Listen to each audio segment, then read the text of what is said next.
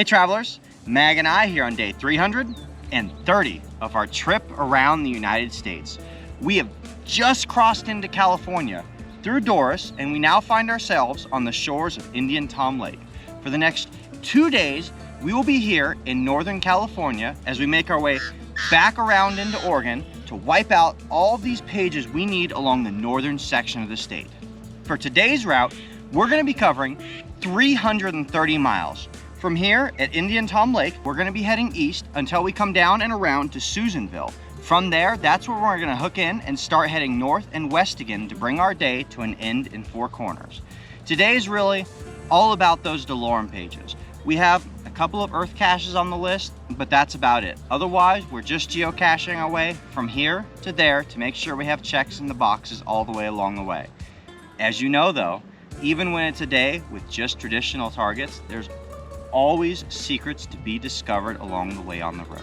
And I can't wait to see what those secrets are going to have in store for us today. So let's get out there and see what this part of Northern California has in store. Come on, let's go.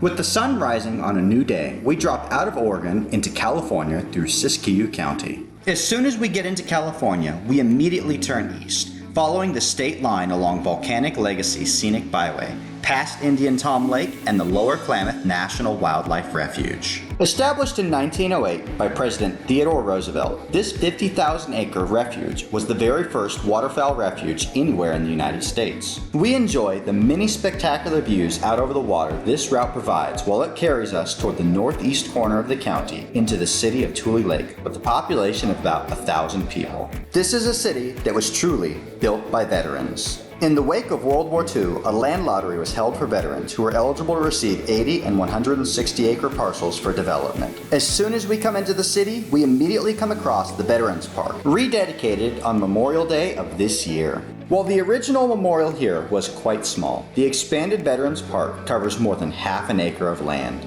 We are fortunate enough to arrive when one of the lead volunteers for the preparation of the dedication ceremony is on hand, and she is more than happy to take us on a walk through the park.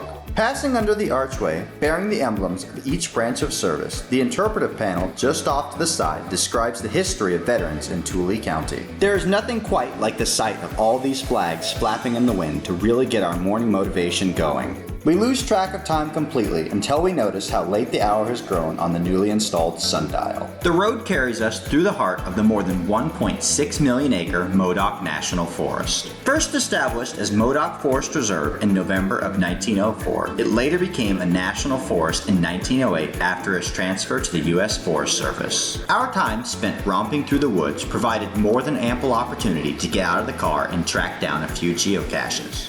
Unlike its northern neighbors in Washington and Oregon, California does allow for micros to count as county qualifiers in the County Challenge Final. But we've already gotten in the habit of tracking down bigger sized containers, and I see no reason to stop now. Aichan silently cheers me on from just a short distance away as I pull this container out of its hiding place. This has become Aichan's favorite method of bushwhacking. Maintain line of sight, sit right outside the brush line. She's doing an excellent job over there. Coming out of the east side of Modoc National Forest, we come into the city of Alturas, the county seat of Modoc County, with a population of about 2,700 people. And believe it or not, those 2,700 people make this one of the biggest cities anywhere in the region. When it was first established in the early 1870s, it was known as Doris Bridge, named in honor of Presley and James Doris, who had built a bridge across the Pitt River here. Within just a few years, it had been renamed to Dorisville, but the new name did not stick, finally settling on Alturas in 1876. Despite its small size at the time, with only about 150 residents, it still was decided on as the county seat with the formation of Modoc County in 1874.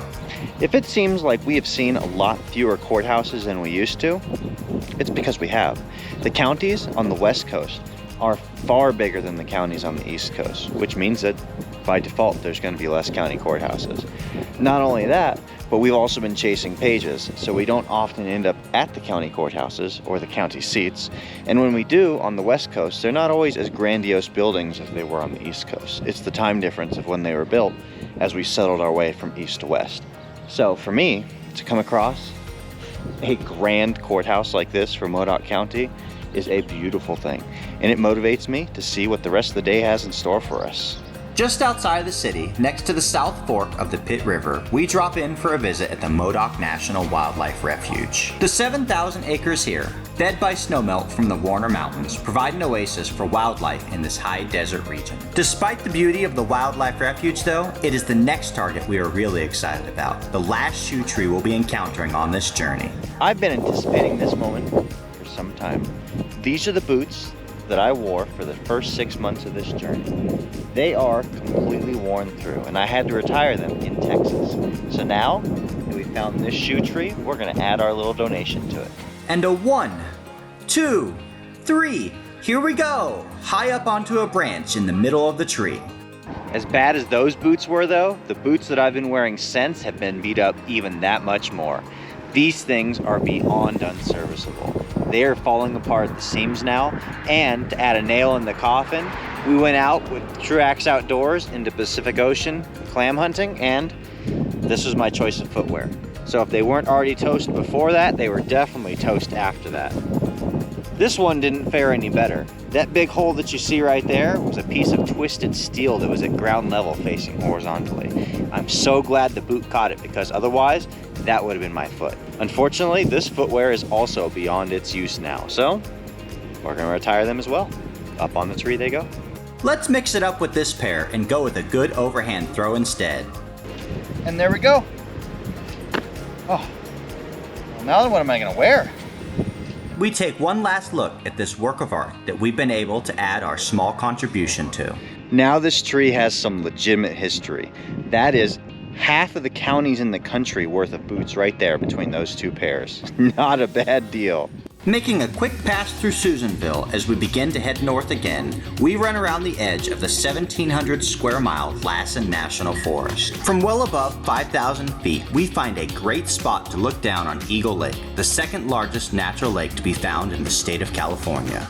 No matter where we choose to stop the geomobile though, it seems like there is always a great view to be had out over the landscape. With as well as we've been doing on time today, and as many geocaches as there are available to find out here, there are more than plenty of opportunities for us to jump out and enjoy a find while enjoying that view.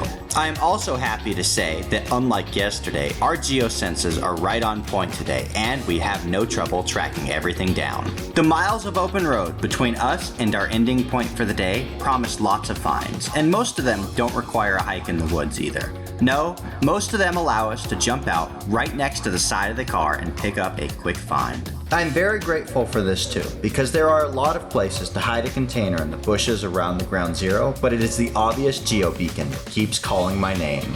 Let's just grab one more of these quick finds and then we'll be on our way to the next objective. California may be the third biggest state in the United States, and only second in the contiguous United States behind Texas, but it only consists of 58 counties. This means that there are less than half as many counties than there are pages in either of the state's two DeLorme challenges. It is our pursuit of those pages, specifically in the Golden State DeLorme Challenge, that require us to make frequent stops along our route. We are elated to see that across this entire portion of the map, there is no lack of options for us to choose from as we put checks in the boxes for each page. Just before crossing into the Shasta Trinity National Forest, we come across a very interesting virtual and a traditional geocache hidden at the Packway Materials Sculpture Park. Each of the metal sculptures seen here in the park are the work of two brothers, Will and Richard Hathaway. These brothers, owners of the nearby Packway Materials, create these sculptures out of various construction supplies and other odds and ends that they come across. Travelers passing through the area are encouraged to stop their car and get out to take a walk through this park while enjoying the many works of art that these two brothers have put together for the public. And since I rarely pass up a roadside sculpture, particularly one with two geocaches attached to it, that's exactly what we did. Most of the sculptures here are designed to look like animals, including a dinosaur, giraffe, caterpillar, grasshopper, ant, dragonfly, penguin, dachshund, and a giant cat. But there are many non-animal sculptures to discover here too. And, looking closely at the detail, there are little hidden Easter eggs all over. Not only is the Tin Man concealing the visitor's logbook, but the Dachshund is also hiding a pile of something behind him. For our last stop of the day, we slide into the city of Burney in Shasta County with a population of about 3,000 people. Established in December of 1872, this city is named for Samuel Burney, a settler who had arrived into the area in the early 1850s. From here we look up at the extinct volcano of Burney Mountain, towering above the landscape at 7,800 feet. Okay, that does it for our first of 2 days spent back here in Northern California. We got no new counties today. This day was all about those DeLorme pages, which we are getting very few on, by the way. We came in through the morning, just coming out of Klamath Falls, and from there, as soon as we crossed the state line, we immediately turned east and followed the country roads above the reservoir and the wetlands before circling back around into Modoc. In general, it was a pretty good day, and I'd say the biggest surprise along the way for me was coming into Tule Lake and finding the brand spanking new Veterans Memorial that they just opened up. We just passed Four Corners down the road, and now we find ourselves above Hatchet Creek. We're gonna bring our day to an end in Hillcrest. They have a nice rest area there, and in the morning we'll be up with the rising sun and making our way into Redding. There's a hiking trail out there that we want to do first thing in the morning, because that's when Ai-chan has the most energy, and we can attack that and get her worn down for the drive ahead to complete the remaining portion of Northern California before we go back to Oregon. Thank you guys for joining us as we continue through this adventure in our last 10 days. Like this video, subscribe, stay tuned for updates. We'll see you out on the trails.